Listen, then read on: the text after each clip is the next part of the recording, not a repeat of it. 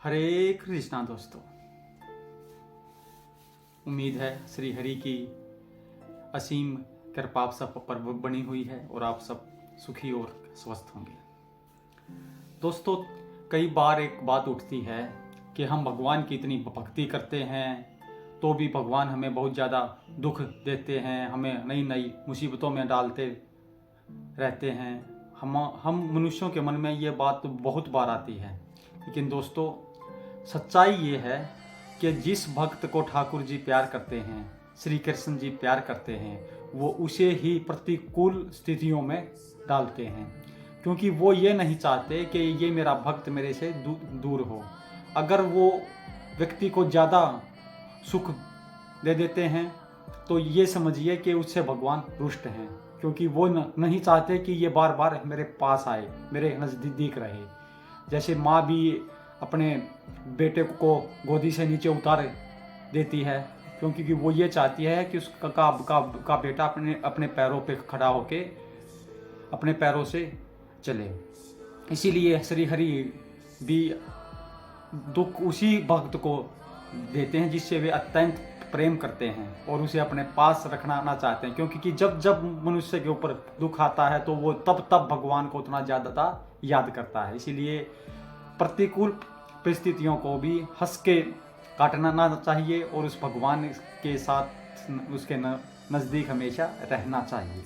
आइए शुरू करते हैं आज का अपना गीता का पाठ। न ही परश्यामी ममापनुद्धाम यच्छो कमुच्छो ससणीमिन्द्रिणी या नाहम अव्याप्य भूमा वस्पत्र मर्दनम राज्यम सुराणमपि चाधिपत्यम। मुझे ऐसा कोई साधन नहीं दिखता जो मेरी इंद्रियों को सुखाने वाले इस शोक को दूर कर सके। स्वरोक्त पर देवताओं के आधिपत्य की तरह इस धन धान्य संपन्न सारी पृथ्वी पर निसंकट राज्य प्राप्त करके भी मैं इस शोक को दूर नहीं कर सकूंगा। यद्यपि अर्जुन धर्म तथा सदाचार के नियमों पर आधारित अनेक तर्क प्रस्तुत करता है, किंतु ऐसा प्रतीत होता है कि वह अपने गुरु भगवान श्री कृष्ण की सहायता के बिना अपनी असली समस्या को हल नहीं कर पा रहा। वह समझ गया था कि उसका तथाकथित ज्ञान उसकी उन समस्याओं को दूर करने में व्यर्थ है जो उसके सारे अस्तित्व को सुखाई दे रही थी। उसे इन उलझनों को भगवान कृष्ण जैसे आध्यात्मिक गुरु की सहायता के बिना हल कर पाना असंभव लग रहा था। शैक्षिक ज्ञान, विद्वता, उच्च पद, ये सब जीवन की समस्याओं का हल करने में व्यर्थ है। यदि कोई इसमें सहायता कर सकता है तो वह है एकमात्र गुरु। अतः निष्कर्ष यह निकला कि गुरु जो 100% कृष्ण भावना भावित होता है वही एकमात्र प्रामाणिक गुरु है और वही जीवन की समस्याओं को हल कर सकता है। भगवान चैतन्य ने कहा है कि जो कृष्ण भावनामृत के विज्ञान को में दक्ष हो, कृष्ण तत्ववेता हो, चाहे वह जिस जाति का हो, वही वास्तविक गुरु है। किबा विप्र किबा न्यासी शूद्र के नय, ये ही कृष्ण तत्ववेता से ही गुरु है। कोई व्यक्ति चाहे वह विप्र वैदिक ज्ञान में दक्ष हो, निम्न जाति में जन्मा शूद्र हो या कि सन्यासी, यदि वह श्री कृष्ण के विज्ञान में दक्ष है यानी निपुण है तो वह यथार्थ प्रामाणिक गुरु है। चैतन्य चरितामृत में ये बात कही गई है। अतः कृष्ण तत्ववेता हुए बिना कोई भी प्रामाणिक गुरु नहीं हो सकता। वैदिक साहित्य में भी कहा गया है, षष्ठ कर्मण निपुणो विप्रो मंत्र तंत्र विशारदम अवैष्णव गुरुनन सयाद वैष्णव अप्रचो गुरु। विद्वान ब्राह्मण भले ही वह संपूर्ण वैदिक ज्ञान में पारंगत क्यों न हो, यदि वह वैष्णव नहीं है या कृष्ण भावनामृत में दक्ष नहीं है तो गुरु बनने का पात्र नहीं है। किंतु शूद्र यदि वह वैष्णव या कृष्ण भक्त है तो वह गुरु बन सकता है। संसार की समस्याओं जन्म, जरा, व्याधि तथा मृत्यु की निवृत्ति धन संचय तथा आर्थिक विकास से संभव नहीं है। विश्व में विभिन्न भागों में ऐसे राज्य हैं जो जीवन की सारी सुविधाओं से तथा संपत्ति एवं आर्थिक विकास से पूरित हैं, किंतु फिर भी उनके सांसारिक जीवन की समस्याएं ज्यों की तो बनी हुई हैं। वे विभिन्न साधनों से शांति खोजते हैं, किंतु वास्तविक सुख उन्हें तभी मिल पाता है जब वे कृष्ण भावनामृत से युक्त श्री कृष्ण के प्रामाणिक प्रतिनिधि के माध्यम से श्री कृष्ण अथवा कृष्ण तत्व तो पूरक भगवत गीता अथवा श्रीमद् भागवत से परामर्श को ग्रहण करते हैं। यदि आर्थिक विकास तथा भौतिक सुख किसी के पारंपरिक, पारिवारिक, सामाजिक, राष्ट्रीय या अंतर्राष्ट्रीय व्यवस्था से उत्पन्न हुए शोकों को दूर कर पाते तो अर्जुन यह न कहता कि पृथ्वी का अप्रीतम राज्य या स्वर्गलोक में देवताओं की सर्वोच्चता भी उससे कोसों शोकों को दूर नहीं कर सकती। इसलिए उसने कृष्ण भावनामृत का ही आश्रय ग्रहण किया और यही शांति तथा समरसता का उचित मार्ग है। आर्थिक विकास या विश्व आधिपत्य प्राकृतिक प्रलय द्वारा किसी भी दक्ष अक्षण समाप्त हो सकता है, यहाँ तक कि चंद्रलोक जैसे उच्च लोक की यात्रा भी, जिसके लिए मनुष्य प्रयत्नशील है, एक झटके में समाप्त हो सकती है। भगवत गीता इसकी पुष्टि करती है। क्षीणे पुण्य मृत्युलोकम विशयन्ति। जब पुण्य कर्मों के फल समाप्त हो जाते हैं तो मनुष्य सुख के शिखर से जीवन के निम्नतम स्तर पर गिर जाता है। इस तरह से विश्व के अनेक राजनीतिज्ञों का पतन हुआ। ऐसा अधपतन शोक का कारण बनता है। अतः यदि हम सदा के लिए शोक का निवारण चाहते हैं तो हमें कृष्ण की शरण ग्रहण करनी होगी, जिस तरह अर्जुन ने की है। अर्जुन ने श्री कृष्ण से प्रार्थना की कि वे उसकी समस्या का निश्चित समाधान कर दे। यही कृष्ण भावनामृत की विधि है।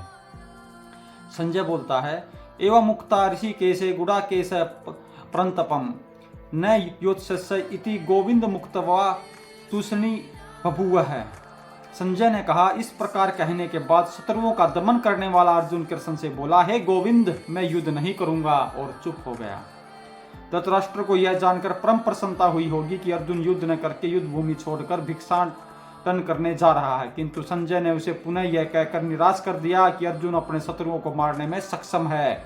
यद्यपि कुछ समय के लिए अर्जुन अपने पारिवारिक स्नेह के प्रति मिथ्या शोक से अभिभूत था, किंतु उसने शिष्य रूप में अपने गुरु श्री कृष्ण की शरण ग्रहण कर ली है।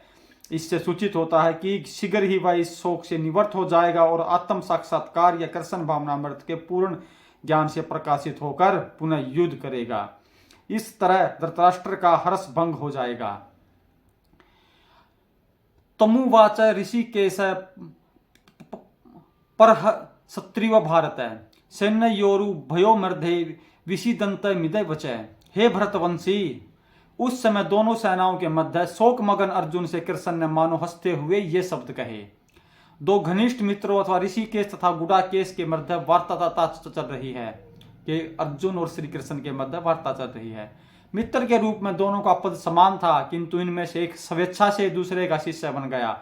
कृष्ण हंस रहे थे क्योंकि उनका मित्र अब उनका शिष्य बन गया था। सबों के स्वामी होने के कारण वे सदैव श्रेष्ठ पद पर रहते हैं, तो भी भगवान अपने भक्त के लिए सखा, पुत्र या प्रेमी बनना स्वीकार करते हैं।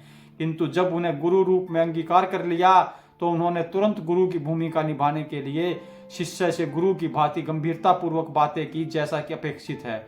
ऐसा प्रतीत होता है कि गुरु तथा शिष्य की यह वार्ता दोनों सेनाओं की उपस्थिति में हुई, जिससे सारे लोग लाभान्वित हुए। अतः भगवत गीता का संवाद किसी एक व्यक्ति, समाज या जाति के लिए नहीं, अपितु सबके लिए है, और उसे सुनने के लिए शत्रु या मित्र समान रूप से अधिकारी हैं। श्री भगवान बोलते हैं, असोचयान वसोच सत्वम प्रज्ञावादाश्च भाषसे गतासून गतासुश्च नानु सोचंतित पंडिता। श्री भगवान ने कहा, तुम पांडित्यपूर्ण वचन कहते हुए उनके लिए शोक कर रहे हो जो शोक करने योग्य नहीं हैं। जो विद्वान होते हैं वे न तो जीवित के लिए न ही मृत के लिए शोक करते हैं। भगवान ने तत्काल गुरु का पद संभाला और अपने शिष्य को अप्रत्यक्ष मूर्ख कहकर डांटा। उन्होंने कहा, तुम विद्वान की तरह बातें करते हो, किंतु तुम यह नहीं जानते कि जो विद्वान है अर्थात जो यह जानता है शरीर तथा आत्मा क्या है, वह किसी भी अवस्था में शरीर के लिए, चाहे वह जीवित हो या मृत, शोक नहीं करता। अगले अध्याय से यह स्पष्ट हो जाएगा कि ज्ञान का अर्थ पदार्थ तथा आत्मा इन दोनों के नियामक को जानना है। अर्जुन का तर्क था कि राजनीति या समाज नीति की अपेक्षा धर्म को अधिक महत्व मिलना चाहिए, किंतु उसे यह ज्ञात न था कि पदार्थ, आत्मा तथा परमेश्वर का ज्ञान धार्मिक सूत्रों से भी अधिक महत्वपूर्ण है। और चूंकि उसमें इस ज्ञान का भाव था, अतः उसे विद्वान नहीं बनना चाहिए था। और चूंकि वह अत्यधिक विद्वान नहीं था, इसीलिए वह शोक से सर्वथा अयोग्य वस्तु के लिए शोक कर रहा था। यह शरीर जन्मता है और आज या कल इसका विनाश निश्चित है। अतः शरीर उतना महत्वपूर्ण नहीं है जितना कि आत्मा है। जो इस तथ्य को जानता है वही असली विद्वान है और उसके लिए शोक का कोई कारण नहीं हो सकता। दोस्तों, आज का पाठ इतना ही। कल एक नई वीडियो और आगे के पाठ के लिए आपके सामने फिर हाजिर होंगे। तब तक के लिए जो हम हर रोज़ आपको एक विनती करते हैं कि महामंत्र के जब से इस जीवन की सारी कठिनाइयों का निवारण संभव है। आप भी महामंत्र का जप अवश्य कीजिए। इस मार्ग से इस महीने में गीता पाठ का फायदा उठाइए। हरे कृष्ण कृष्ण कृष्ण हरे हरे, हरे राम राम राम हरे हरे। श्री हरि की कृपा आप सब भक्तों पर बनी रहे। जय श्री कृष्ण। हरे कृष्ण।